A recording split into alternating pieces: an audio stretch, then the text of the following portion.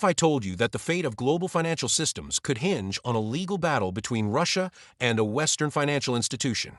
This is exactly what's happening right now. The lawsuits have begun, and it's a situation so critical, it deserves our full attention. To understand why, let's break this down. First, there's the trust that underpins all financial systems. It's built over decades, but it only takes one action to tear it all apart. A pivotal moment in this crisis came when President Biden locked Russia out of SWIFT. This was a massive blow. Russia, unable to process transactions in dollars, faced a currency crisis. The ruble lost 30% of its value at its lowest point. Then things got even worse. The West froze and confiscated Russia's reserves. Nearly $300 billion worth of Russian sovereign assets were immobilized, with the EU holding the lion's share. A huge chunk, around 210 billion euros, is stuck in the Eurozone, mostly in Belgium. Even Japan and the UK have their own stakes in Russian assets. The core problem here? Liability. Countries like Italy, alongside Belgium, are protesting the seizure. It sets an unprecedented and troubling precedent, one that the Russians are not willing to accept. There is no recourse for them, so Russia has taken legal action, suing Euroclear, the custodian of their assets.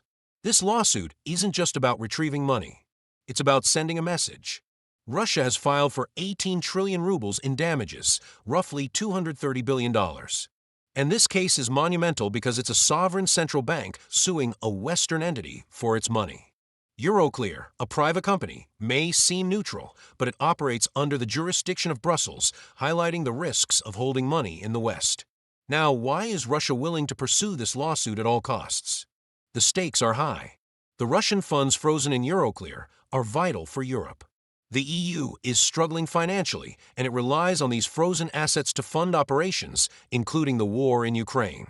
The interest alone from Russian deposits helps prop up the EU's finances. In 2024, these assets generated nearly 6.9 billion euros in interest payments, and the first half of 2025 brought in more than 2.6 billion euros. Of that, 1.8 billion euros was used for contributions related to European projects. In fact, Euroclear's profitability is closely tied to Russian money. In 2022, Russian assets generated 50% of Euroclear's profits, 77% in 2023, and 51% in 2024. No wonder the EU is hesitant to let go of these assets. They're crucial to maintaining stability. But Russia isn't going to back down. If the West can seize Russian funds without repercussions, what's to stop others from doing the same to EU assets? This is where Putin's strategy becomes clear. It's a tit-for-tat situation. Russia is likely to seek a counter-seizure, perhaps through the Moscow Arbitration Court, which could swiftly reclaim assets held within Russia itself. There's about $16 billion in client assets there, which could be seized at a moment's notice. Even though $16 billion is just a fraction of the $300 billion held in Belgium, it could send shockwaves through the European financial system. The entire credibility of the EU financial system would be called into question. It's a move that, while financially small, would have massive implications for trust and stability. Meanwhile, the European Central Bank, ECB, is staying far from this mess. They see the risk of getting caught in this conflict and potentially facing lawsuits from Russia too. The financial landscape is already fragile, and taking on additional risks, like touching frozen assets, would only make things worse. So what options are left for the EU? The most likely solution is issuing bonds specifically to fund Ukraine. While printing more euros would certainly cause problems in the long term, it's probably the least damaging option compared to seizing Russian assets. The EU could issue bonds, and while this would put more pressure on taxpayers, it's seen as a necessary evil to avoid the fallout of further financial escalations. The bigger picture here is that Europe's financial system is teetering. Russia's actions are making it clear Western financial systems are not invulnerable. The EU has seized Russian company assets before and liquidated many of their operations. Major EU banks like Raiffeisenbank are still making significant profits in Russia, with Q1 and Q2 profits over $1 billion. And this could very well be a prime opportunity for Russia to retaliate. Even if Russia's actions don't drastically change things in the short term, they send a clear message. The EU can't afford to keep taking from Russia without facing consequences. This standoff could have long-term effects that reshape international financial relations. Finally, let's talk about the future. Russia is already making it clear that they no longer need to settle trade in euros or dollars. Their trade with China, for example, is now almost entirely settled in local currencies like the ruble or the RMB. This move away from Western financial systems shows that Russia is ready to build its own path forward without the need for the traditional global financial architecture that's dominated by the West for decades. This isn't just about money, it's about trust. And once trust is broken, as we're seeing with this lawsuit, it's not something that can be easily repaired.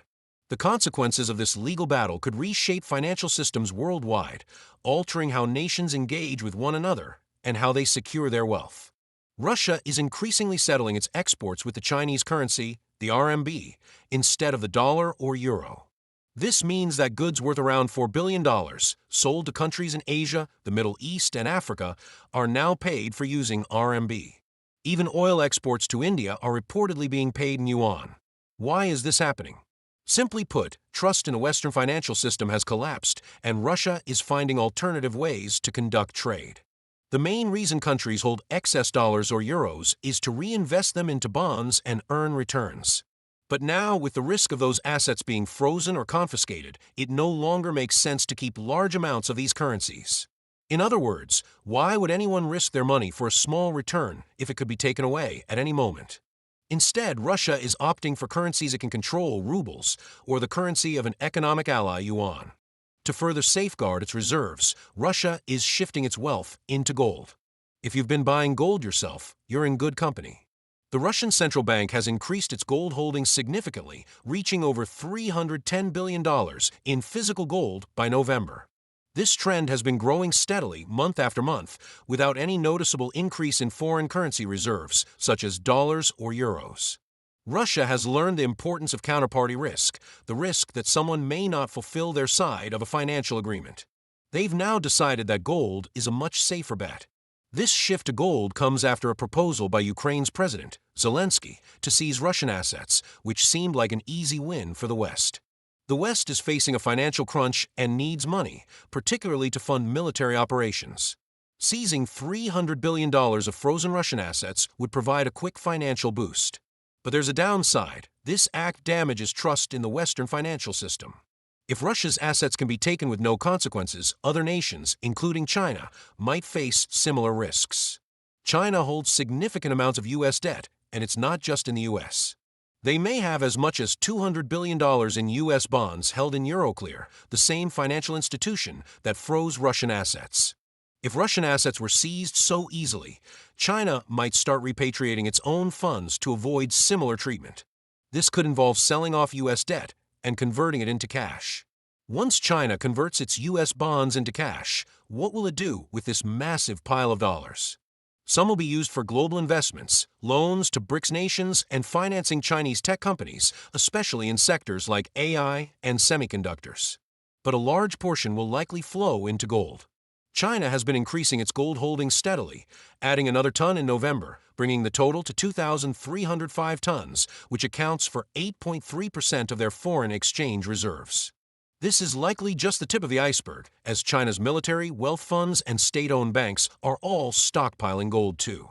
For global trade, China sees fewer reasons to use dollars or euros.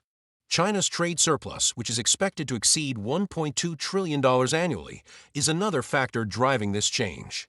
Chinese banks are already providing loans to finance trade, but as the need for Western bonds declines, China can facilitate trade with its own currency, the RMB.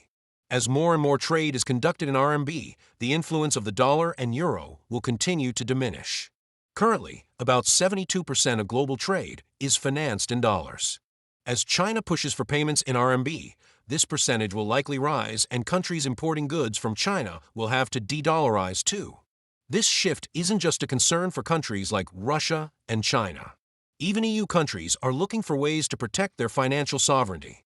Italy, for example, wants to declare its gold holdings as the property of the Italian people, signaling a lack of trust in the Eurozone's financial stability.